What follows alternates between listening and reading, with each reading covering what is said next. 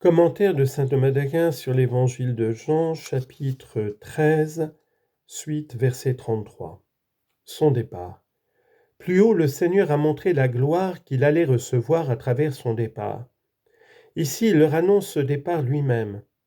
Tout d'abord, il leur annonce son départ, puis il montre que les disciples n'étaient pas encore capables de le suivre. Enfin, il leur enseigne comment le devenir. Verset 33. Petits enfants, pour peu de temps encore, je suis avec vous. Il leur annonce brièvement ce départ à venir, et il emploie ce terme de filiation, petits enfants, pour les enflammer d'amour. Car quand des amis se séparent, c'est alors qu'ils brûlent le plus d'amour. Plus haut, citation, ayant aimé les siens qui étaient dans le monde, il les aima jusqu'à la fin. Chapitre 13, verset 1. Mais il dit petits enfants, employant le diminutif, pour leur montrer leur imperfection. En effet, il n'était pas encore parfaitement fils, parce qu'il n'aimait pas encore parfaitement, il n'était pas encore parfaitement parfait dans la charité. Citation. Mes petits enfants que j'enfante à nouveau, jusqu'à ce que le Christ soit formé en vous. Galates 4, 19. Néanmoins, ils avaient suffisamment grandi en perfection, puisque de serviteurs ils sont devenus petits enfants, comme on le voit ici, et frères. Citation. Va trouver mes frères et dis-leur. Jean 20, 17. Notons cependant que ce qui est dit pour peu de temps encore peut être pris de trois manières, selon que le Christ est avec ses disciples de trois manières. En effet, le Christ était avec ses disciples corporellement. Or, son corps peut être considéré de deux manières. Tout d'abord, en ce qu'il est semblable à la condition de la nature humaine, car le Christ, selon son corps, était mortel, comme les autres hommes. Et ainsi, pour peu de temps encore, sentant du temps qui allait s'écouler entre les paroles de cet entretien et sa mort. Le sens de « pour peu de temps encore je suis avec vous » est donc « je reste peu de temps encore, le temps que je sois pris et que je meure, et alors je ressusciterai, désormais immortel aussi selon mon corps. » Citation. Ressuscité des morts, le Christ ne meurt plus, la mort ne dominera plus sur lui.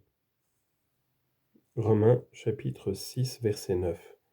Et c'est pourquoi il leur dit « Je vous ai dit ces choses tant que j'étais encore avec vous. » Luc 24, 44.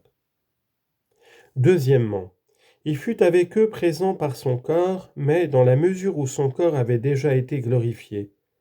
Et ainsi, peu de temps encore se rapporte au temps écoulé jusqu'à son ascension. Un peu de temps et vous ne me verrez plus.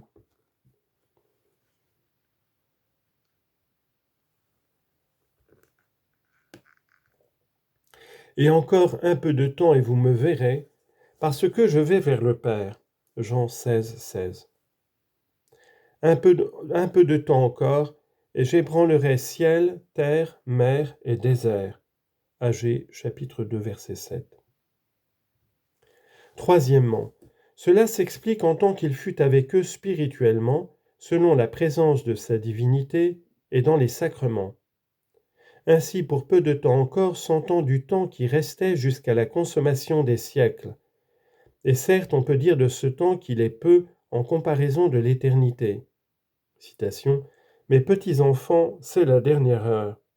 1 Jean, chapitre 2, verset 18. Et c'est le sens de ces paroles. Pour peu de temps encore je suis avec vous, c'est-à-dire, bien que je me sépare de vous corporellement, cependant, spirituellement, je suis avec vous encore un peu de temps, ce temps qui reste jusqu'à la consommation des siècles. Citation.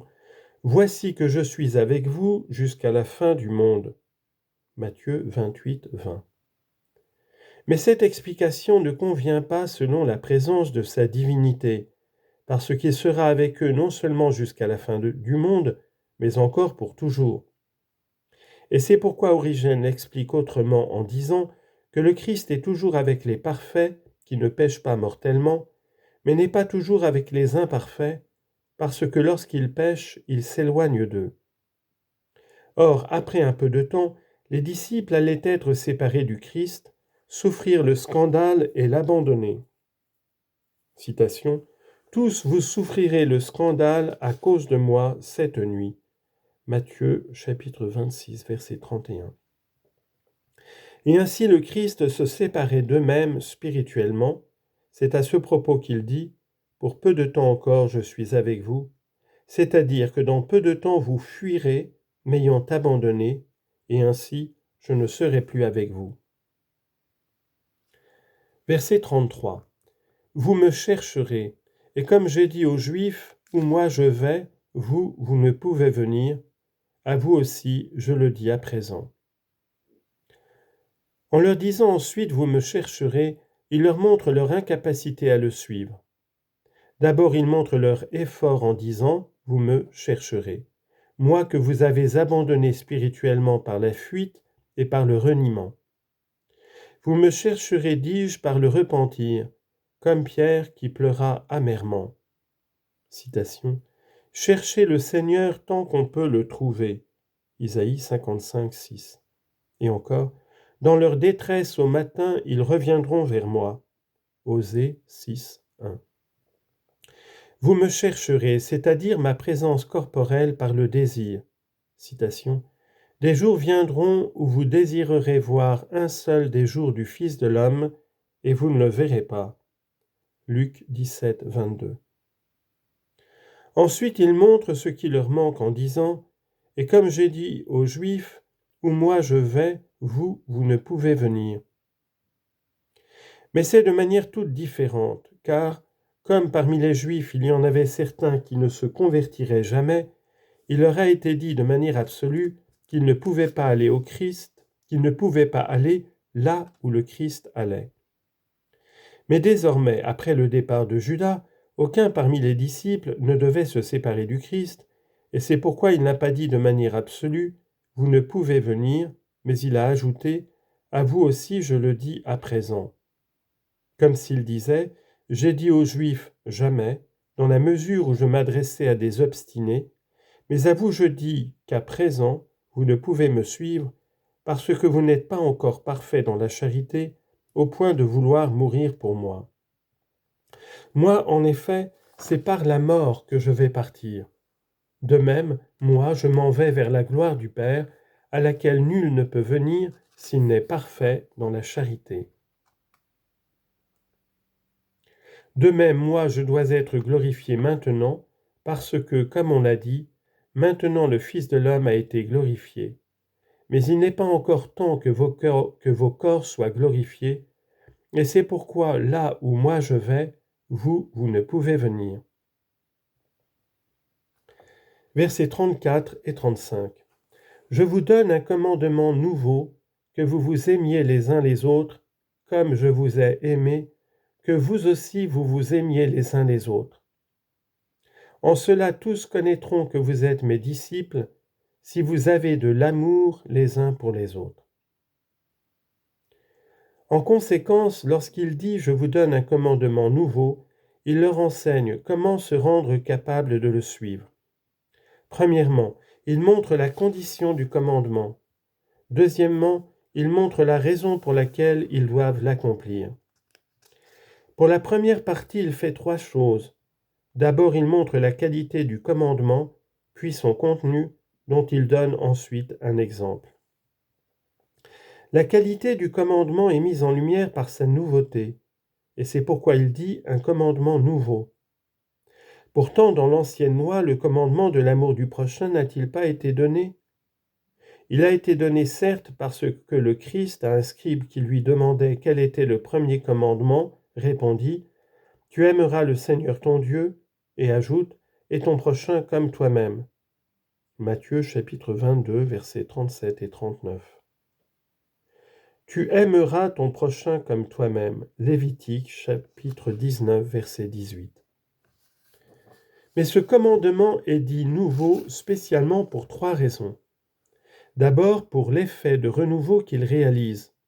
Citation, « Dévêtez-vous du vieil homme avec ses actes et revêtez le nouveau qui se renouvelle dans la connaissance à l'image de celui qui l'a créé. » Colossiens chapitre 3, versets 9 à 10. Ce renouveau se réalise par la charité à laquelle ce commandement exhorte. Deuxièmement, pour la cause qui réalise cela, parce qu'il provient d'un esprit nouveau. Il y a en effet deux esprits, l'ancien et le nouveau. Or l'ancien est un esprit d'esclavage, le nouveau un esprit d'amour. Celui-là engendre des esclaves, celui-ci des fils adoptifs. Citation, vous n'avez pas reçu un esprit d'esclave pour retomber dans la crainte. Romains 8, 15. Et encore, je vous donnerai un cœur nouveau. Ézéchiel 36, 26. Et cet esprit enflamme en vue de la charité.